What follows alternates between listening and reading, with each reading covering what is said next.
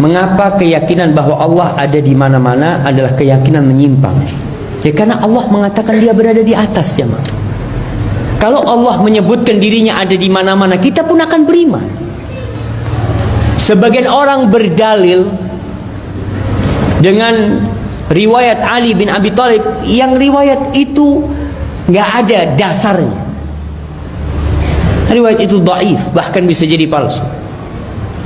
Bahwasanya mengatakan man ayyanal aina la yuqalu innahu ain. Yang menentukan tempat di mana nggak pantas dia ditanya di mana. Jamaah rahimakumullah. Kita itu tidak tahu tentang Allah kecuali Allah yang ngasih tahu kita. Sehingga ahlus sunnah wal jamaah akan menjadi orang yang paling nikmat hidupnya ketika dia menjalankan perintah Allah sesuai dengan yang Allah inginkan. Tatkala dia beriman dengan berita yang Allah sampaikan, dia mengatakan ya, Allah mengatakan Ar-Rahman 'alal arsy istawa, ya kita katakan itu. Allah berada di atas sana. Oh, berarti Allah butuh. Siapa yang bilang Allah butuh? Allah butuh dengan tempat? La. Allah tidak butuh dengan arsy-Nya, Allah tidak butuh dengan alam semesta ini. Tapi Allah ngasih tahu kita di 7 ayat dalam Al-Qur'anul Karim. Semuanya Allah katakan alal arsy istawa. Di atas arsy-Nya dia, tinggi di sana, jamaah. Maka kita beriman seperti itu. Kalau antum nanti ditanya di kuburan tentang akidah antum katakan, ana percaya yang kau sampaikan ya Allah di dalam kitabmu ya Allah. Selesai, jamaah. Dan itu aqidatus salafis saleh. Dan ini tidak pernah diributkan di masa para sahabat. Nggak ada yang ribut zaman sahabat tentang ayat itu, nggak ada yang ribut. Di masa tabi'in nggak ada yang ribut. Tapi kenapa kemudian ada yang meributkan ayat tersebut? Berarti ada masalah. Bukan di ayatnya, bukan. Karena ayat itu didengar oleh 70.000 sahabat Rasul sallallahu alaihi wasallam atau bahkan lebih. Mereka mendapatkan ayat-ayat itu, tapi mereka tidak meributkan hal itu. Nah, assalamualaikum Ustaz, kenapa di Indonesia menteri agama itu yang berbiasa di publik, kenapa dari Islam? Sedangkan menteri agama telah dipecah di berbagai agama. Serta Indonesia bukan negara Islam tapi negara demokratis. Jadi apakah Pancasila perlu diganti pada sila pertama dan ketiga? Antum mau ganti Pancasila, jamaah? Jamaah, negeri kita memang bukan negeri Islam, tapi negeri kita alhamdulillah negeri yang berpenduduk muslim dan pemimpinnya muslim dan menteri-menterinya muslim, dan alhamdulillah umat Islam di negeri ini bisa melaksanakan syariatnya dengan bebas. Kita bisa beribadah, kita bikin kajian. Dan antum perlu tahu bahwasanya Allah Jalla Jalaluhu akan mengangkat pemimpin yang baik kalau kita baik.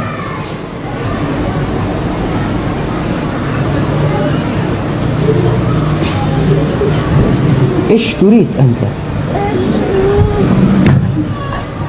طيب طيب عفوا جماعة. طيب, berkaitan dengan negeri kita, setiap muslim harus berusaha berkhidmat kepada negeri ini. Apa yang bisa antum berikan kepada negeri ini? Yang pertama, jadilah antum orang baik. Dekatkan diri antum kepada Allah. Ajak orang-orang untuk mendekatkan diri kepada Allah. Ketika banyak orang-orang yang soleh, kira-kira bagaimana bentuk negeri ini? Akan jadi soleh, akan jadi baik. Barakallahu fikum. Betapa banyak ahlul bidah, baik Jahmiyah maupun Al-Mu'tazilah maupun Al-Asy'ariyah, mereka menolak sifat-sifat Allah. Di antaranya seperti mereka menolak sifat Allah di atas. Dalilnya apa? Akal mereka. Kata mereka ini melazimkan tempatlah, melazimkan waktulah, melazimkan macam-macam lah. Ya. Padahal terlalu banyak dalil menunjukkan Allah di atas. Banyak sekali dalilnya. Rasulullah SAW ya, berdoa mengadahkan kedua tangan di atas. Kalau Allah di mana-mana, ya kita ke bawah juga boleh, ke kiri juga boleh, ke kanan juga boleh. Rasulullah SAW tunjuk Allah di atas. Ya. Waktu Rasulullah SAW Isra Mi'raj, Rasulullah SAW kemana? Ke atas apa ke Bekasi? Ke atas. Ke atas. Sampai-sampai begitu dekatnya Nabi dengan Allah Subhanahu wa taala, sampai sebagian sahabat menyangka Nabi melihat Allah. Sampai ditanya dalam hadis Abu Dzar, "Ya Rasulullah, hal ra'aita rabbak?" Apa kau melihat Rabbmu? Kata Nabi SAW, "Nurun anna arahu." Ada cahaya yang menghalangi, bagaimana saya bisa melihat? Itu sudah sangat dekat. Dekat dengan Allah Subhanahu wa taala. Ya. Barang siapa yang mengingkari Allah di atas, dia mengingkari mukjizat Isra dan Mi'raj, kelazimannya. Ya, karena Rasulullah SAW untuk bertemu dengan Allah kemana? Ke atas, tanpa perantara malaikat Jibril, langsung bertemu dengan Allah Subhanahu wa taala. Dan ini keyakinan yang diyakini oleh masyarakat secara umum. Fitrah masyarakat meyakini Allah di atas. Bukankah kita sering dengar kalau ada masalah kata mereka kita serahkan kepada yang di atas? Benar atau tidak? Sering dengar atau tidak? Tanya Allah di mana? Allah di mana-mana. Tapi maksud mereka Allah di mana-mana itu bukan zat Allah, tapi mereka meyakini ilmu Allah di mana-mana. Allah mengetahui apa? Segala-galanya. Tapi waktu mereka berdoa, mereka mengarahkan ke mana? Ke atas. Kalau mereka menghadapi sesuatu, kata mereka kita serahkan kepada yang di atas. Ini menunjukkan fitrah mereka meyakini Allah berada di atas. Malaikat Jibril turun dari Allah, mendapat wahyu dari Allah, turun kepada Nabi. Turun dari mana? Dari atas.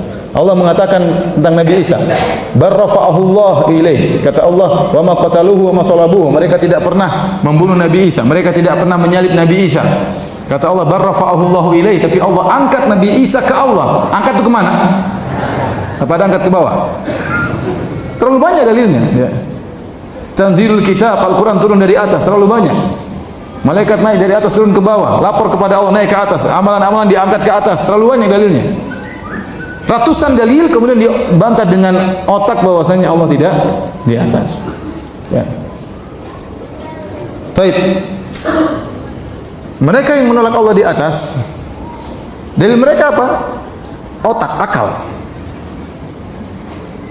Kita katakan kepada mereka, seandainya kita menjadikan akal sebagai sumber akidah, kita bilang seandainya akal cuma satu, nggak jadi masalah.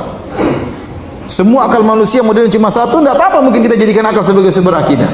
Masalahnya akal ukul mutafawita, akal itu bertingkat-tingkat. Akal siapa yang mau dijadikan patokan? Makanya berkata Al-Imam Malik rahimahullahu taala, "Ya laita syi'ri bi ayyi aqlin yuzanul kitabu was sunnah." Sampaikanlah kepadaku dengan akal siapa mau ditimbang Al-Qur'an dan sunnah? Mau pakai akal siapa? Apakah akalnya orang-orang Yunani, Aristoteles dan yang lain-lainnya? Atau akalnya para sahabat radhiyallahu ta'ala anhum ajma'in? Atau akalnya para imam madhab? Atau akalnya ahlul bidah yang muncul belakangan? Akal siapa yang mau dipakai? Oleh karena tatkala mereka menjadikan akal sebagai sumber akidah dan akal bertingkat-tingkat berbeda-beda, akhirnya outputnya juga berbeda-beda. Outputnya juga apa? Berbeda-beda. Lihatlah, kita berbicara tentang Allah di atas, berbeda-beda. Orang-orang Jahmiyah mengatakan Allah tidak di atas, tidak di bawah, tidak di dalam alam, tidak di luar alam. Mereka mengumpulkan dua yang kontradiktif. Kita bilang kalau tidak di atas berarti di mana? Di bawah. Kalau tidak di bawah berarti di mana? Di atas. Kata mereka Allah tidak di atas dan tidak di bawah. Tidak di timur dan tidak di barat. Gimana? Kalau tidak di timur berarti di mana? Di barat. Kalau tidak di barat berarti di timur. Allah di mana? Di bawah? Oh enggak, tidak di bawah. Di atas enggak. Terus di mana? Tidak di atas dan tidak di bawah. Ini enggak masuk akal. Allah apakah di alam semesta apa di luar alam semesta? Allah tidak di alam semesta dan juga tidak di luar alam semesta. Terus berarti tidak ada kalau begitu. Apa bedanya Allah dengan tidak ada? Sifati tidak ada. Apa sih? Kalau ada sesuatu tidak ada, saya sifati. Tidak ada itu tidak di atas dan tidak di bawah. Benar atau tidak? Tidak ada itu tidak di dalam alam, tidak di luar alam. Benar atau tidak? Sebedanya tidak ada dengan Allah, apa bedanya? Ini Jahmiyah. Taib. Orang-orang Mu'tazilah mereka mengatakan Allah tidak di atas. Terus bukankah dalam hadis-hadis yang banyak, hadis mutawatir, Allah akan dilihat di surga? Di antara kelezatan yang paling indah adalah melihat wajah Allah Subhanahu wa taala. Kata mereka Allah tidak bisa dilihat. Di surga pun tidak bisa dilihat. Terus hadis-hadisnya dhaif. Mana dhaif? Hadisnya mutawatir. 20 sahabat lebih meriwayatkan. Tapi mereka konsisten. Allah tidak berada di atas dan Allah tidak bisa dilihat di akhirat kelak. Muncul orang-orang Asy'ariyah, pendapatnya lain lagi. Kata mereka Allah tidak di atas, tetapi bisa dilihat di surga. Nah, dilihatnya bagaimana? Ada arah melihat atau tidak? Antum kalau melihat ada arah dilihat enggak? Kalau antum melihat ada arah dilihat atau tidak? Ya berarti Allah ada di suatu arah. Makanya Nabi SAW mengatakan, "Innakum satarawna rabbakum kama tarawna al-qamara lailatal badri la tudamuna fi ru'yatihi." Sungguhnya kalian akan melihat Allah dalam riwayat ayanan yaumal qiyamah. Kalian akan melihat Allah dengan mata kalian pada hari kiamat kelak sebagaimana kalian melihat rembulan. Rembulan di mana? Di atas. Bukan Allah seperti rembulan, tidak, tapi cara melihatnya. Sehingga kata Nabi, kalian tidak perlu berdesak-desakan. Kalau rembulan perlu kita berdesak-desakan? Tidak perlu. Demikianlah melihat Allah pada hari kiamat kelak. Orang-orang Asy'ariyah bingung, kata mereka Allah tidak di atas, tapi Allah dilihat pada hari kiamat. Lihatnya bagaimana? Ya pasti ada arahnya enggak? Kata mereka Allah tidak boleh ditunjuk di mana, enggak boleh. Kalau ditunjuk salah, loh Nabi tunjuk Allah atau tidak? Kata Nabi, ya Allah saksikanlah. Semuanya pakai akal, tapi ternyata outputnya berbeda-beda. Baik Jahmiyah, Asy'ariyah maupun apa? Mu'tazilah. Contoh mereka menggunakan akal juga. Kalau Allah beristiwa di atas arsy, Allah berada di atas langit. Kata mereka berarti Allah lebih kecil daripada langit, berarti Allah butuh kepada langit. Karena yang di atas lebih kecil daripada yang di bawah dan yang di atas butuh kepada yang di bawah. Ini disampaikan oleh Ar-Razi, tokoh Asy'ariyah. Bantahannya gampang.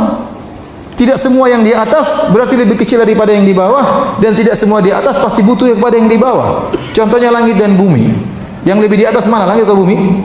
Langit. Mana yang lebih besar? Langit atau bumi? Langit lebih luas. Apakah langit butuh kepada bumi? Jawabannya tidak. Tidak ada tiang. Tidak ada tiang menyangga antara bumi dengan apa? Langit. Berarti menunjukkan yang di atas tidak mesti nempel kepada yang di bawah, yang di atas tidak mesti butuh kepada yang di bawah, yang di atas tidak mesti lebih kecil daripada yang di bawah. Kalau itu antara makhluk dengan makhluk saja tidak lazim, apalagi antara Allah dengan makhluk. Menggunakan akal. Makanya semua mu'attil, semua penolak sifat pasti musyabbih. Dia pasti membagaimanakan Allah terlebih dahulu, baru kemudian dia tolak sifat tersebut. Kata dia berarti melazimkan demikian. Makanya waktu ada orang datang kepada Imam Malik bertanya, "Wahai Imam Malik, kaifa stawa? Bagaimana Allah beristiwa?" Imam Malik marah. Berkeringat sampai dia marah. Dia berkata, "Al-istiwa'u ma'lum." Istiwa kita ngerti maknanya, itu di atas. Wal kaifu majhul, bagaimananya kita tidak tahu. Wasu'alu anhu bid'ah, dan bertanya tentang bagaimananya adalah apa? Bid'ah. Kata Imam Malik, usir orang ini dari pengajianku. Kenapa? Dia bertanya tentang bagaimananya. Nah, anda bagaimana tahu bagaimananya? Kalau anda ingin tahu bagaimananya sifat Allah, anda harus tahu bagaimana zat Allah terlebih dahulu. Dalam kaidah al-kalamu fi sifat far'un 'anil kalami fi dzat. Pembicaraan tentang sifat adalah cabang dari pembicaraan tentang zat. Kalau anda tahu bagaimana zat Allah, baru anda tahu bagaimana sifatnya Allah. Kalau anda tidak tahu bagaimana zatnya Allah, bagaimana anda bisa bayangkan sifatnya Allah? Kalau anda ingin membayangkan tentang Allah di atas arsy, bagaimana bayangannya? Pertama anda harus tahu Allah seperti apa, zatnya bagaimana. Terus kedua anda harus tahu arsy seperti apa, baru anda bisa bayangkan Allah di atas arsy. Kalau anda arsy saja anda tidak tahu, Allah pun anda tidak tahu, terus gimana anda bayangkan? Beriman saja kepada ayat-ayat Al-Quran. Ar-Rahmanu 'alal arsy istawa, Allah beristiwa di atas arsy. Sudah selesai. Itulah pemahaman para sahabat. Jangan kita gunakan akal kita kemudian menolak apa? Hadis-hadis dan ayat-ayat. Hati-hati. Ya.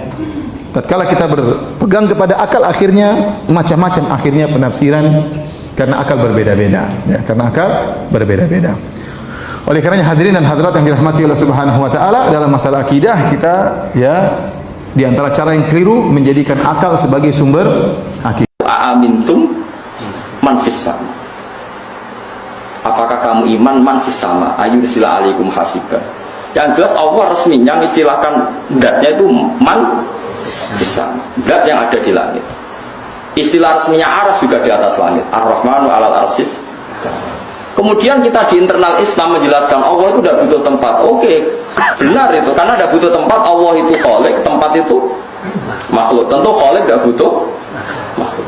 Ya seperti itu saja. Tapi kalau kamu bilang Allah enggak punya tempat, Mesti orang masih ngejar, lalu di mana? Pokoknya di mana-mana, lu banyak. Malah bingung apa ya? Wah, pidato ini Pak Zainuddin jadi NU gak di mana, gak kemana tapi di mana-mana. Bangunnya pangeran kau NU tapi gak kemana tapi di mana-mana. Kan itu. Jadi sekarang kalau kepikiran gara-gara anak-anak mulai ditasket ya, ada ngalami diragukan dalam beragama. Semua yang balik ning Quran hadis. Istilah resmine Allah itu pokok istilah yang dhuwur. Kowe nak donga nggih menengadahkan tangan ke atas. Cara kowe di nasib piye-piye mbok sing dhuwur piye ra roh.